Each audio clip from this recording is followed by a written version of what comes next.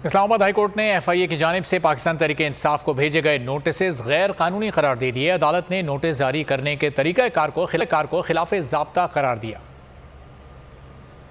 Circular के मुताबिक नहीं, क्या FIA के हर विंग का अलग तरीक़ेकार है? जिसको तलब किया जाए उसको इल्ज़ामात से मुतालिक आगाह किया जाए। कायम मुकाम चीफ जस्टिस आमिर फारूक के दौरान समाअत रिमार्क्स।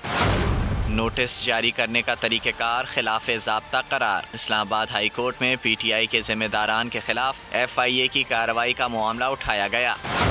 दरख्वास्त गुजार के वकील शाह खावर ने दलाइल में कहा, जल्दबाजी में FIR दायर करना बदनीयती जाहिर करता है। एक रोज़ कबल वज़ीर दाखिला ने बयान दिया था कि हम लोगों को गिरफ्तार करेंगे। जस्टिस आमिर फारूक ने रिमार्क्स दिए, FIA के जारी नोटिस गलत हैं। इन नोटिस को जारी करने में तरीक़ेकार मुकम्मल नहीं किया गया। FIA तहकीकात में कानूनी तरीक़ेकार मुकम्मल करे। अदालत ने पाकिस्तान तहरीक इंसाफ को भेजे गए नोटिस गैर कानूनी करार देते हुए दरख्वास्त निपटा दी। सब्सक्राइब करें और बेल दबाएं ताकि कोई खबर रह न जाए।